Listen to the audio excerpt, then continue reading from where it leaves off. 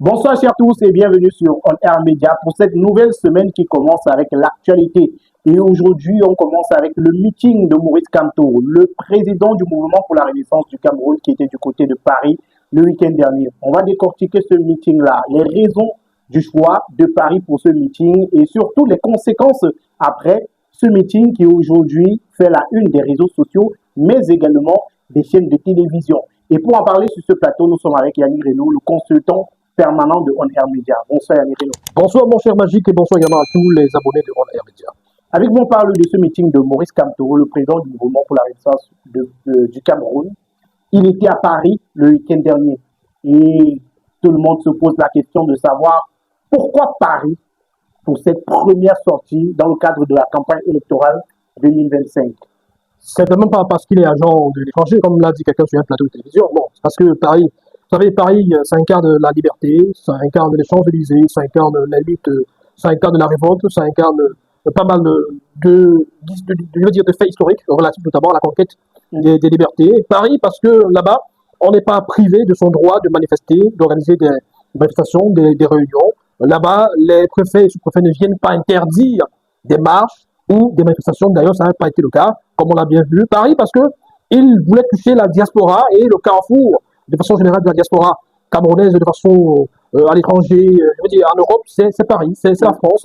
Voilà, et de façon globale, Paris, parce que là-bas, Paris, c'est la liberté d'expression, liberté de manifestation, et donc, vous avez vu, tout s'est bien passé, tout a été bien encadré, il n'y a pas eu de casse, il n'y a pas eu de faits négatifs, d'effets majeurs, donc, Paris, parce que, finalement, ça permettait de passer un message, de rassembler la diaspora camerounaise de ce côté-là, avant des meetings qui sont prévus pour le Cameroun dans les prochains jours, pour lancer la campagne véritablement.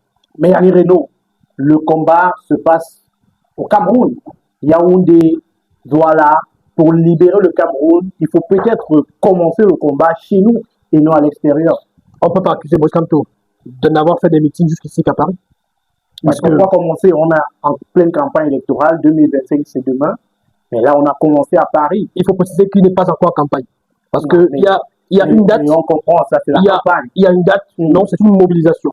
Une mobilisation pour permettre, parce que, bon, beaucoup de personnes vont vous dire que parmi tous ceux qui étaient là-bas, il n'y a pas beaucoup d'électeurs, il y en a qui ne sont pas... Et on parlera de cet aspect-là. Voilà, justement. Donc, c'était une mobilisation, un signal fort, un signal d'alerte, c'était un message passé, c'était aussi un test pour la capacité de mobilisation du MRC, capacité de mobilisation de Maurice Kamto. Donc, on a vu tout cela qui se sont joints à ce mouvement, on a vu toutes ces personnalités, ces membres influents de la diaspora camerounaise qui ont fait le déplacement de Paris venant de divers horizons de l'Europe. Ça, il faut le reconnaître. Il y en a qui sont venus de l'Allemagne, des États-Unis, d'Espagne et bien d'autres pays pour assister à ce meeting, le seul et l'unique organisé par Maurice Kamto. Je rappelle qu'il n'est pas encore en campagne, c'était une mobilisation, c'était une manifestation pour mobiliser les troupes. Dans tous les cas, on comprend que la campagne elle est déjà lancée. On a remarqué la présence de Richard Bonnat, du professeur Abba Oyono, eux qui sont des soutiens aujourd'hui du mouvement pour la renaissance du Cameroun. Est-ce qu'on peut dire que Maurice Kamto a frappé là un gros coup, Yannick Reynaud, parce qu'on a vu de milliers de personnes du côté de Paris pour ce meeting-là? Un grand coup. Sur le plan politique, ça a un coût. C'est OUT. Parce que non seulement ça témoigne de la capacité de mobilisation de Maurice Kamto, donc ça a montré, si besoin, s'en fallait encore, qu'il peut rassembler un maximum de personnes à qui à sa cause. C'était aussi un signal fort donné aux autorités camerounaises qui certainement se préparent à adresser des interdictions ça et là pour des manifestations.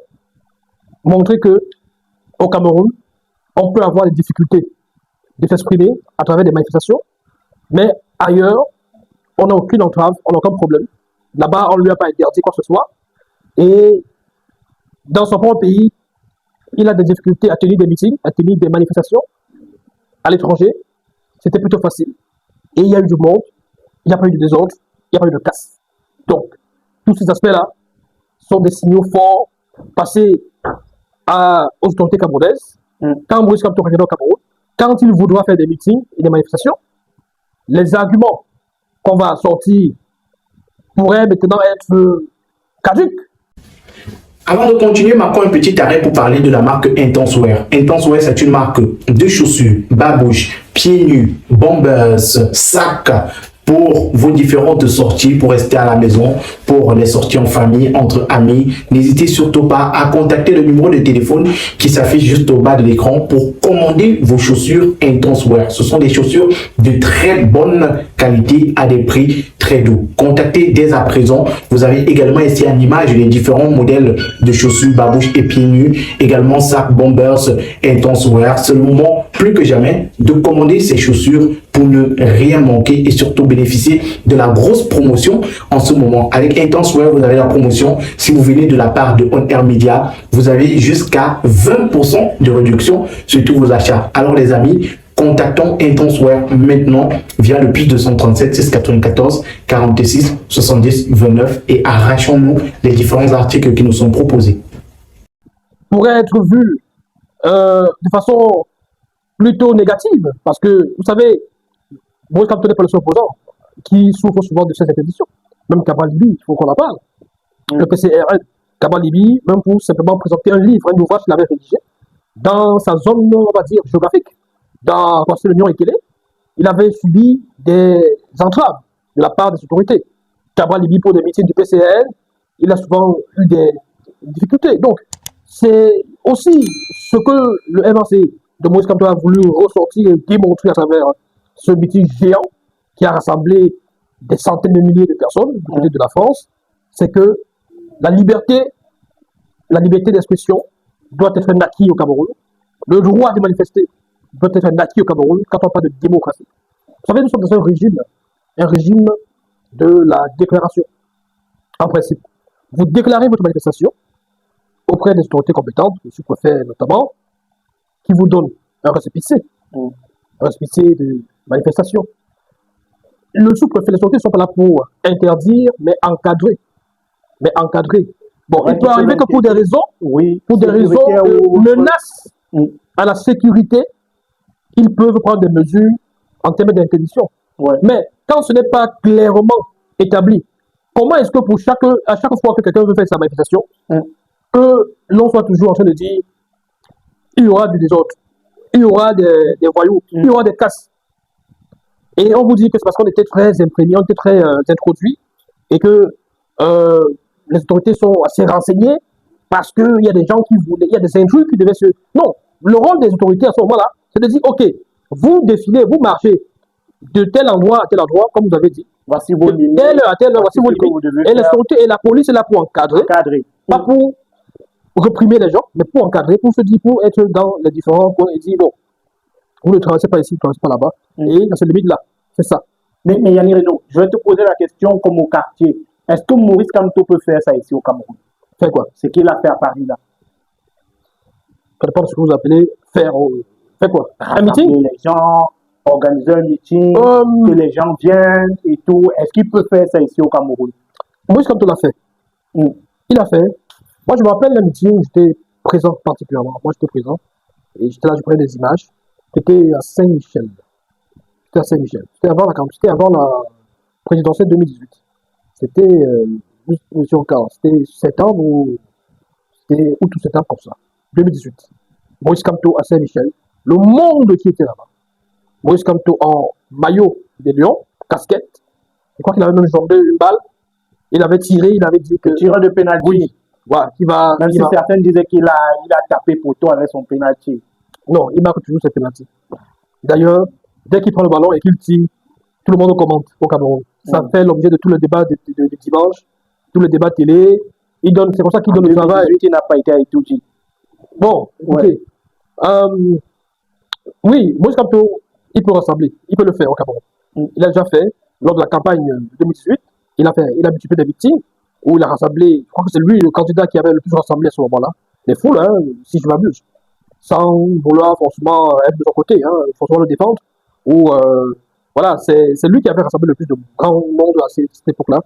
Maintenant, la question véritable est-ce qu'avec ce que nous voyons et vivons au Cameroun ces dernières années, est-ce que le régime, est-ce que de façon plus particulière, les sous-préfets, hein, Mm. les préfets, parmi lesquels il y a beaucoup de personnes zélées qui veulent à tout prix montrer au sommet qu'ils travaillent, qu'ils font le bon travail. Est-ce que ces gens sont prêts à permettre à Kamto de marcher ou alors de manifester? C'est là la question. La grosse question se pose aujourd'hui. Et une autre question qui se pose sur les plateaux de télévision, on en parle, on en débat sur les réseaux sociaux aujourd'hui. C'est quoi, Yannick Renaud, le poids électoral de la diaspora camerounaise? Est-ce que la diaspora camerounaise peut bousculer les choses sur le plan électoral? Est-ce qu'elle pèse réellement? C'est quoi? C'est combien de personnes qui sont habilitées à voter? Parce qu'il y a également cet aspect-là, on nous parle de nos frères qui sont à l'étranger en situation irrégulière.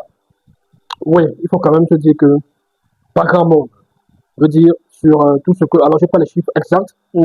Les chiffres ont été évoqués sur les plateaux. Je pense que sur la centaine de milliers de personnes qui constituent la diaspora camerounaise à travers le monde, d'après les chiffres que j'ai eus, je ne sais pas s'ils atteignent 50 000. Hein.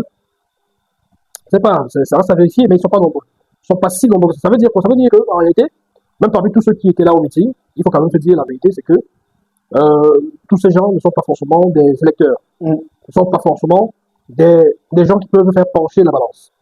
C'était pas ça l'objectif de Moïse Kamto. Il n'a pas fait ce meeting pour dire que regardez comment j'ai beaucoup d'électeurs et au moment venu dire que je peux avoir perdu alors que j'avais un grand monde. Non, non. C'était juste une mobilisation de la diaspora camerounaise qui doit aussi se sentir concernée par les élections et par ce qui se passe au Cameroun. Parce que normalement, une diaspora, ça pèse lourd dans le développement des nations. Les nations qui ont compris se développent davantage. Le La Chine Sénégal a envoyé ses étudiants Voilà. aux États-Unis se former et aujourd'hui ils sont revenus de en Afrique, des pays comme le Sénégal, le Mali, tout ça, ont compris le rôle, l'intérêt qu'il y a à accorder de l'importance, de la valeur et des facilités aussi à la diaspora. Ce qui fait que leur diaspora contribue énormément pour le développement de leur pays.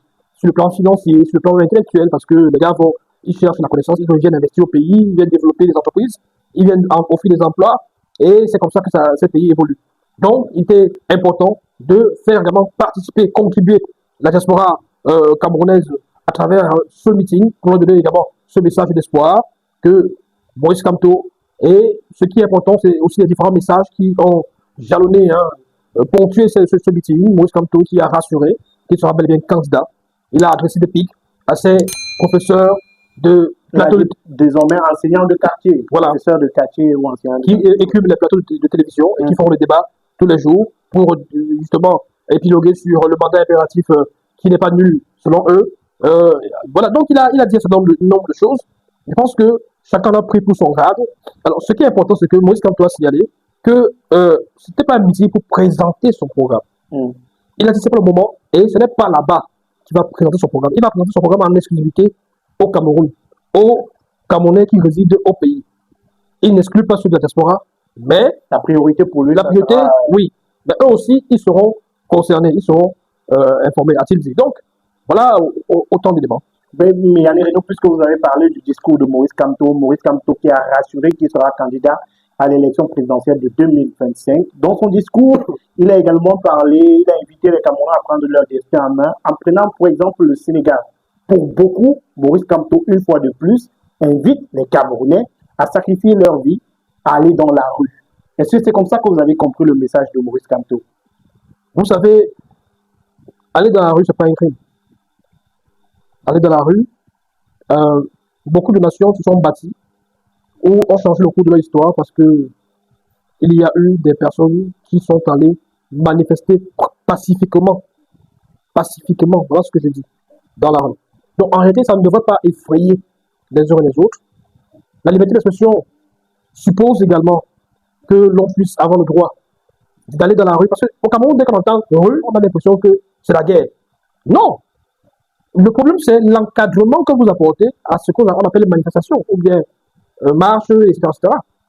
Quand dans une démocratie véritable, le peuple en a ras-le-bol, des mouvements se forment pour dénoncer un certain nombre de choses, et aller dans la rue n'est que le prolongement de cette liberté d'expression, où on va dire non, on ne veut plus ceci, on ne veut plus cela. C'est tout.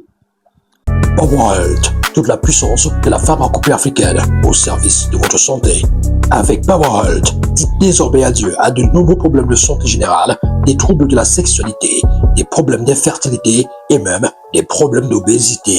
PowerHealth, à travers ses 4 différents produits, a des solutions à tous vos problèmes.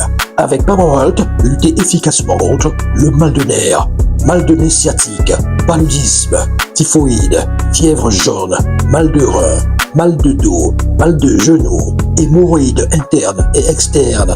Avec PowerHealth Plus, luttez contre les problèmes de conception, ménopause précoce, règles douloureuses, douleurs au bas-ventre, kystes, myomes. Avec PowerHealth Renfort, combattez efficacement la faiblesse sexuelle, les reprises lentes, l'érection molle, sperme de mauvaise qualité. Et avec PowerHealth Action, adieu à l'hypertension artérielle, le diabète, l'obésité et le surpoids. PowerHealth, c'est des produits à base de plantes naturelles et sans effet secondaire. Contact 689 88 23 02. Avec PowerHealth, c'est la santé assurée. Moi, je suis quand même dans un pays comme le Cameroun, je suis impressionné que, avec tous les problèmes sociaux que nous pouvons avoir, que ce soit quand même rare de voir que, bon, voilà, pour certaines situations, que les gens préfèrent beaucoup plus faire des sorties sur Facebook, etc., etc., depuis le domicile. Dans d'autres pays, on va dans la rue pour prolonger le combat, pour prolonger la manifestation, c'est tout. Ou prolonger prolonger l'indignation qu'on peut avoir par rapport à... Donc, faire référence au Sénégal, il n'y a pas eu de guerre. Il y a eu certains affrontements. Il y a eu des gens qui sont décédés. Oui, ça fait partie des combats pour la liberté. Donc, et les gens sont décédés parce qu'en face, on avait un État qui voulait être sourd aussi aux revendications des uns et des autres. Mais vous connaissant le Cameroun, vous savez forcément que s'il y a une manifestation, qu'elle soit pacifique ou non, il y aura peut-être des débordements d'un camp ou de l'autre. On connaît des militants du mouvement pour la renaissance du Cameroun qui aujourd'hui sont encore emprisonnés après une marche pacifique. Est-ce que, sachant ce contexte-là, il dit aux gens de prendre leur destin en main, ce n'est pas envoyer les enfants des gens à la mort, à l'abattoir? Parce qu'en face, vous êtes d'accord avec moi qu'il y a l'abattoir? Non, pas forcément. L'abattoir, c'est peut-être trop dire. Moi, je pense qu'il est important que les dirigeants prennent conscience de ce que le peuple a le droit de manifester. Le peuple a le droit de s'exprimer. Le peuple ne doit pas être aussi réprimé quand il a quelque chose à dire. Il doit être plutôt encadré. Il doit être plutôt encadré. Vous avez vu des pays où il y a eu des révoltes. Moi, je ne dis pas qu'il faut absolument que nous y soyons. Le printemps arabe en Égypte, ça s'est passé comment? Je prends le cas de l'Égypte. Beaucoup de morts aussi. Bon, ça peut arriver. Mais n'espérons pas être à ce niveau. Moi, je vous parle, ça arrive généralement parce qu'il y a toujours des mésententes, il y a des incompréhensions. Parce que si les gens parce que celui qui a l'arme n'accepte pas que celui qui n'a pas l'arme. Si les gens disent qu'ils veulent manifester pacifiquement, pourquoi est-ce que vous allez tirer sur eux? Le problème, c'est si effectivement les gens ne sont pas en train de manifester pacifiquement. Moi, je suis vraiment dans la logique de si il faut faire quoi que ce soit, c'est pacifiquement. Moi, je n'encourage pas les violences, je n'encourage pas les casses, tout ce truc-là. Je n'encourage pas le désordre dans la rue. Je demande à personne d'aller dans la rue. Je dis, si vous voulez manifester votre point de vue, votre avis, votre mécontentement, ça doit être dans un esprit pacifique. Parce que, en Égypte, par exemple, les populations sont sorties. Il y avait des militaires dans les rues. Des militaires dans les rues pour essayer de les réprimer, de les repousser. On a vu même quand le prix du pain a augmenté tout récemment, les populations sont sorties. Et très rapidement, la situation a été résolue. Sauf que, en Égypte, à ce moment-là, sous l'ère Hosni Moubarak, les militaires ont pris conscience. Ben oui, c'est ça qui est surprenant. Les militaires ont pris conscience et qu'est-ce qu'ils ont fait? Ils ont encadré les manifestants, ils ont demandé de ne pas casser, de ne rien casser. Ils ont estimé que parmi ces populations, il y a leurs frères, leurs familles, etc., etc. Ils ont compris en fait que ces populations avaient le droit de réclamer le changement et les meilleures conditions de vie, etc., etc. Et finalement, de ce côté-là, malgré la présence des militaires dans les rues, le régime est tombé. On se rappelle, Hosni Moubarak est tombé. Avec la pression de la rue. la pression des populations.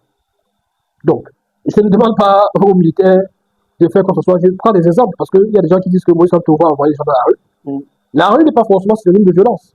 Si vous encadrez bien les manifestants qui veulent juste exprimer leur point de vue, on avait des gilets jaunes en France. En France, ouais, ils ont manifesté pendant des mois sans être inquiétés. On avait des cas de violence, mais très peu.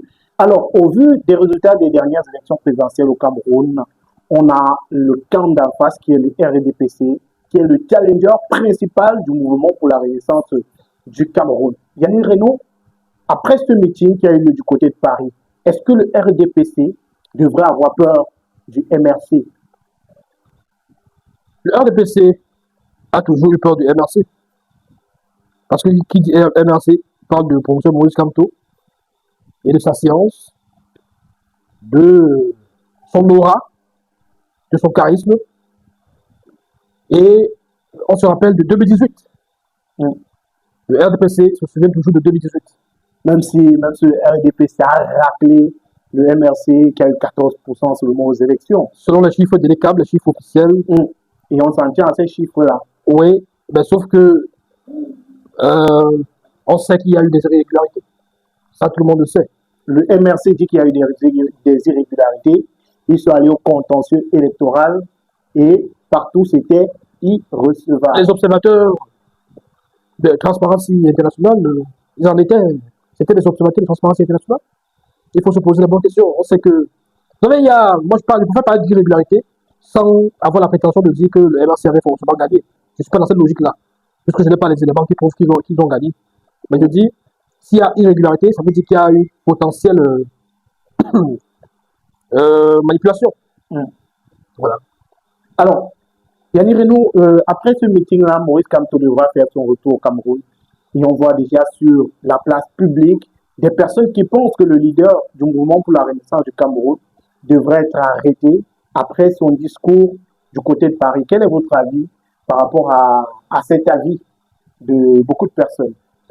C'est leur avis, finalement. Et ce n'est pas un visa. Ce n'est qu'un avis. Donc, un point de vue. Ce n'est pas une décision qu'ils ont faite. C'est de la spéculation. Arrêter pourquoi? Qu'est-ce qu'il a dit de négatif? Moi, je pense qu'il était même beaucoup plus dans la sympathie avec le régime en place. Il a promis que au soir de sa victoire, quand il va être élu président de la République, il ne va entamer aucune procédure, aucune poursuite contre le chef d'État en place. C'est une bonne chose qu'il y pense. Il y en a qui veulent absolument être candidat, être président de la République afin de régler leur compte avec le président en place. Donc voilà, Maurice Kamto, il n'a pas été dans un langage subversif envers le régime.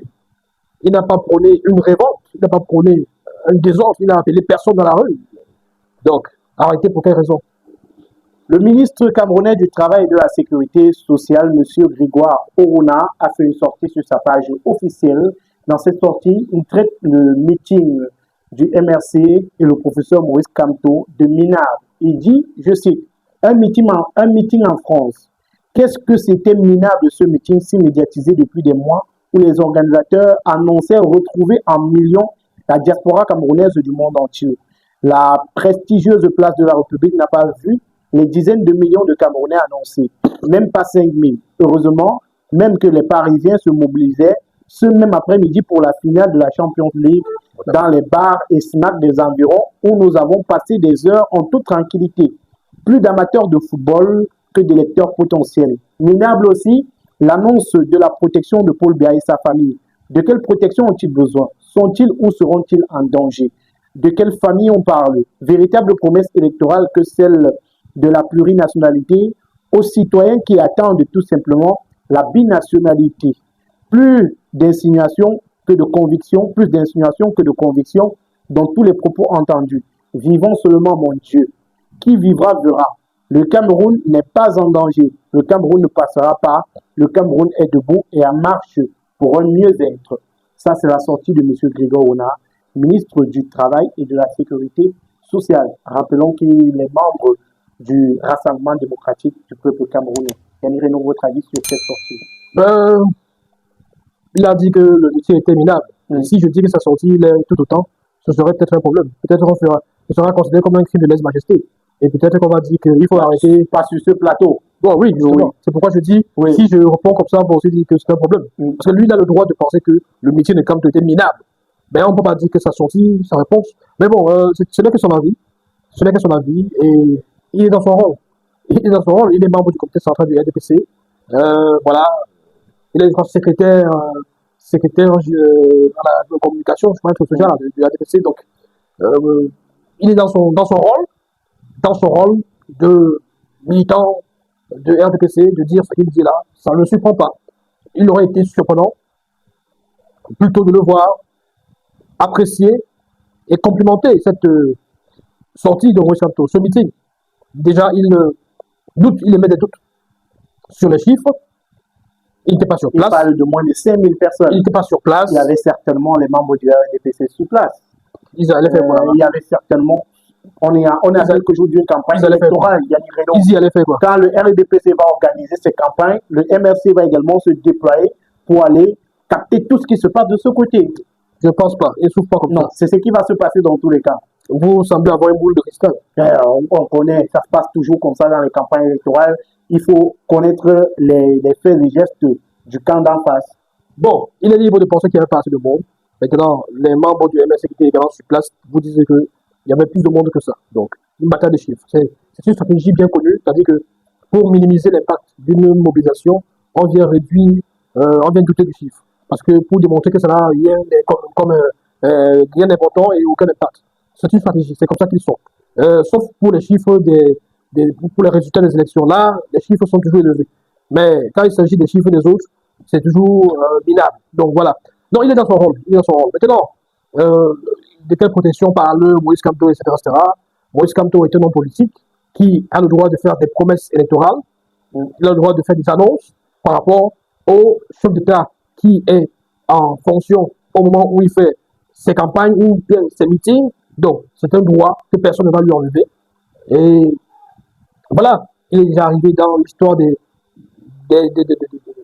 nations que des gens arrivent au pouvoir et décident de protéger les prédécesseurs ou alors de les poursuivre. On a vu très récemment au Gabon où Ali Bongo a été exilé avec sa famille et dans d'autres pays où on vit ce genre de choses. Merci Yannick Renaud pour votre analyse sur ce meeting. Je vous en prie. Le professeur Maurice Kamto était à Paris le week-end dernier pour ce grand meeting-là et il annonce la suite au Cameroun. Nous serons toujours là pour vous donner tous les détails des différents faits et gestes des candidats. Ils seront au Cameroun dans les prochains jours et puis il y a une importante réunion ici de travail. Le 8, ici même à Guédo. À Guédo, voilà. Et ce sera l'occasion d'examiner les chiffres de l'ECAM, d'examiner le taux d'inscription et tout le reste. Donc, vous savez, vous voyez que Maurice Kamto est constamment en train de travailler, il se bat pour l'intérêt des populations camerounaises, pendant que d'autres opposants s'opposent aux leaders de l'opposition. Lui, il est sur le terrain, il mène une bataille féroce pour que l'ECAM respecte ce qui est prévu par la législation en vigueur, afficher les listes électorales nationales, etc. etc. Merci Yannick Renaud, merci à tous de nous avoir suivis. N'hésitez pas à réagir vous également en commentaire. Que pensez-vous de cette actualité que nous avons traitée dans cette émission? Likez la vidéo, partagez avec vos proches et si vous êtes nouveau sur la chaîne, abonnez-vous et cliquez sur la cloche de notification. Au revoir et à très bientôt pour un autre programme sur On Air Media. Avant de continuer, chers internautes, marquons un petit arrêt pour parler de ce médicament PowerHealth. C'est un médicament fait à base de plantes naturelles pour éradiquer toutes les maladies de votre corps. Si vous souffrez de mal de rein, mal de dos, nerfs sciatiques, mal de genoux, faiblesse sexuelle, paludisme, typhoïde, problème de constipation, vous souffrez d'obésité, vous souhaitez perdre le poids et d'autres maladies encore qui vous dérangent, voici la solution. Contactez dès à présent le numéro de téléphone qui est présent au bas du petit écran et retrouvez la guérison grâce à ce médicament miracle.